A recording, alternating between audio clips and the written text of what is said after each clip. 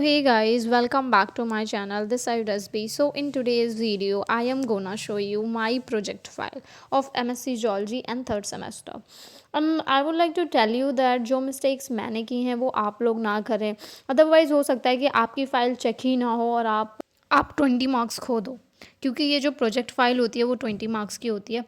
अब मैं आपको प्रूफ दिखाती हूँ कि कैसे ये 20 मार्क्स की होती है. Let me show you the here you can see the write up exercise. तो राइट अप एक्सरसाइज जो है वो प्रोजेक्ट फाइल में ही आ जाती है, जो कि 20 मार्क्स की होती है.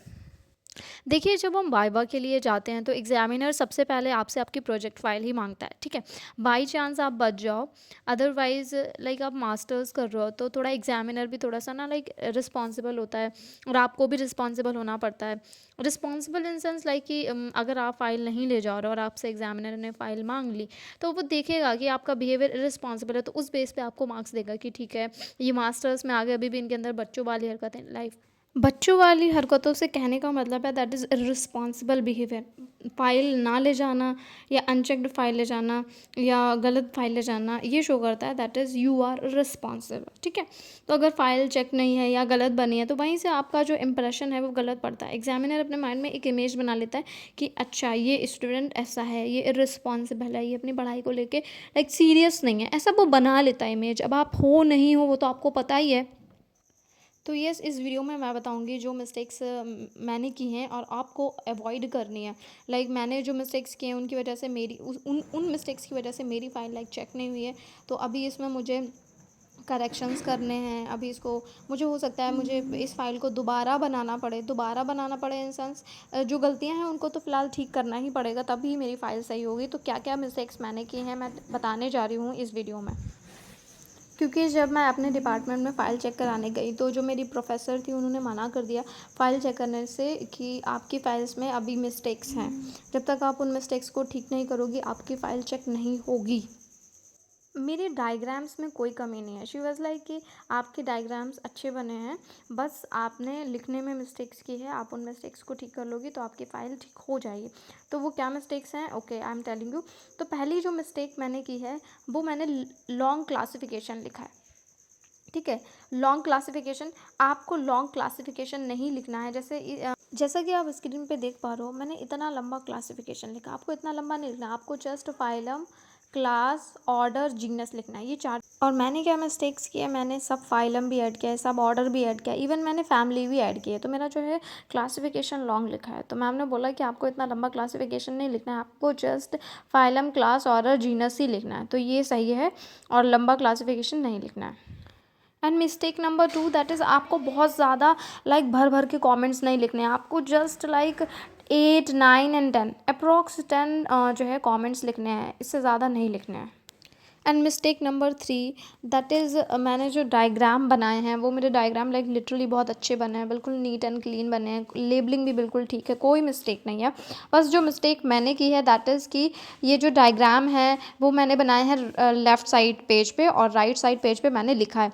लेकिन आपको क्या करना है, आपको राइट साइड पेज पे डायग्राम बनाना है और लेफ़्ट साइड पेज पे लिखना है. जैसा आप देख पा रहे होगे कि मेरा जो डायग्राम है आप देख रहे होगे कि इधर इधर साइड आ रहा है, लेफ़्ट साइड आ रहा है. लेफ़्ट साइड पेज पे डायग्राम नहीं आना चाहिए, लेफ़्ट साइड पेज पे लिखा होना चाहिए एंड राइट साइड पेज पे डायग्राम बना होना चाहिए, ऐसे होना चाहिए था. जैसा कि आप खुद ही देख पा रहे हो कि मेरे डायग्राम्स लाइक बिल्कुल नीट एंड क्लीन बने हैं. और थर्ड सेमेस्टर के डायग्राम्स थोड़े से टफ भी थे और काफ़ी ज़्यादा भी थे, लाइक अराउंड 50 डायग्राम्स थे जो कि बनाने थे. मिस्टेक नंबर 4, आपको कलर स्केचेस का यूज़ तो बिल्कुल भी नहीं करना है. अगर आप कलर स्केच का यूज़ कर रहे हो तो भी आपकी फ़ाइल नहीं चेक होगी. आपको जस्ट पेंसिल यूज़ करनी है, ब्लू ब्लैक पेन यूज़ करने हैं और एक ब्लैक स्केच यूज़ करना है जस्ट फॉर हेडिंग.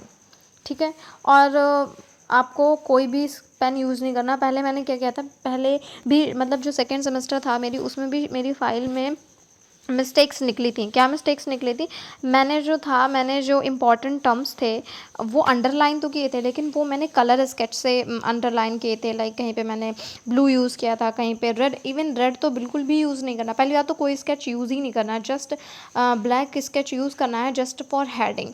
ठीक है, और अंडरलाइन करने के लिए आप ब्लैक पेन यूज कर सकते हो, इसके अलावा कुछ नहीं. आपको कलर करना है तो आप जस्ट हेडिंग पे कर सकते हो, लेकिन वो भी मना है। लाइक आपको बिल्कुल सिंपल फाइल बनानी है और बिल्कुल नीट एंड क्लीन होनी चाहिए, बिल्कुल लेबलिंग अच्छे से होनी चाहिए। तो कलर स्केच जो है वो बिल्कुल यूज़ नहीं करने हैं। एंड डायग्राम तो गलती से भी ब्लैक स्केच से मत बनाना, आपको बस पेंसिल यूज़ करनी है, ठीक है। आपको पेंसिल यूज़ करनी है, आपकी फ़ाइल चेक हो जाएगी और अच्छी भी बताई जाएगी और आपको पूरे मार्क्स भी मिलेंगे, कोई काट नहीं सकता आपके मार्क्स। या तो अगर आपको स्केच यूज़ करना है तो आपको एक बार अपने डिपार्टमेंट में ज़रूर पूछ लेना है कि हम लोग जो प्रैक्टिकल फ़ाइल है उसमें प्रैक्टिकल फ़ाइल है उसमें हम लोग स्केच यूज़ कर सकते हैं कि नहीं कर सकते। क्योंकि इसलिए लाइक हम लोग 12th में तो देखो कोई भी प्रोजेक्ट बनाते थे या प्रैक्टिकल फाइल बनाते थे उसमें तो ज़रूर यूज करते थे, लाइक हेडलाइंस के लिए तो यूज़ ही करते थे। लेकिन पता नहीं क्यों यहाँ पे मना है, तो फिर एक बार आप कंफर्म कर लेना, हो सकता है ये वाला रूल जो है वो मेरे डिपार्टमेंट में स्पेशली बना हो। तो एक बार आप जब स्केच यूज़ करें तो आप अपने डिपार्टमेंट में एक बार कंफर्म कर लें कि स्केच यूज़ कर सकते हैं कि नहीं कर सकते हैं। अगर कर सकते हैं तो डेफिनेटली करिए और फाइल आपकी अच्छी लगेगी।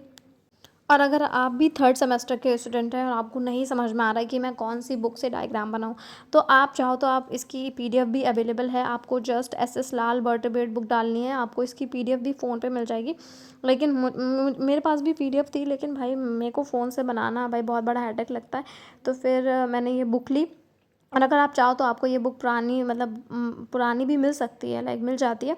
तो आप किसी स्टोर से, बुक स्टोर से ले सकते हो, पुरानी भी खरीद सकते हो, या फिर आप अपने डिपार्टमेंट से जो है ले सकते हो। आपके पास अगर लाइब्रेरी कार्ड है तो वहाँ से भी बुक ले सकते हो, डायग्राम बना के वापस कर दो। तो ये जो हमारे पास बुक है वो है एस लाल की बुक है एंड ये वर्टिब्रेट की बुक है। तो ये इसी से मैंने डायग्राम्स बनाए थे सारे। मैंने अपनी पूरी फाइल जो है वो इसी बुक से कंप्लीट की है, कहीं जाने की ज़रूरत नहीं है। सारे डायग्राम्स आपको इसी सिंगल बुक में मिल जाएंगे, आपको कहीं भी भटकने की ज़रूरत नहीं है। Mistake number 5 according to my professor, that is कि मैंने जो लिखा है उनमें मैंने इंपॉर्टेंट टर्म्स को अंडरलाइन नहीं किया है। तो मैं दिखा रही हूँ कि आपको कैसे अंडरलाइन करना है। अंडरलाइन मतलब आप जब लिख रहे हो तो आप कहीं पे कुछ इंपॉर्टेंट आया है, उसका दूसरा नेम, कॉमन नेम आया है, तो उसको जस्ट अंडरलाइन करना है ब्लैक पेन से। अगर आप ब्लू पेन से लिख रहे हो और अगर ब्लू पेन से लिख रहे हो तो ब्लैक पेन से अंडरलाइन करना है, ऐसे करके अंडरलाइन करना है। तो ये थी mistake number 5। Now we will talk about mistake number 6 and this is the last mistake।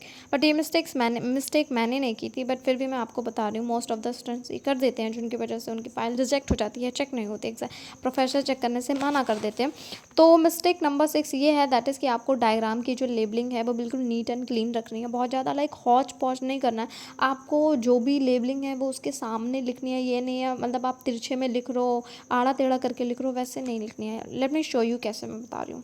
जो भी पार्ट की लेवलिंग करनी है वो उसके जस्ट सामने करनी है, बिल्कुल स्ट्रेट लाइन बना के उसके बिल्कुल सामने की लेवलिंग करनी है। So yes, that's it for today's video. I hope आपको ये वीडियो हेल्पफुल लगी होगी। एंड अगर आपको वीडियो पसंद आई है, just don't forget to like, share and subscribe. अगर आपका कोई भी डाउट है just let me know in the comment section, I will definitely reply there.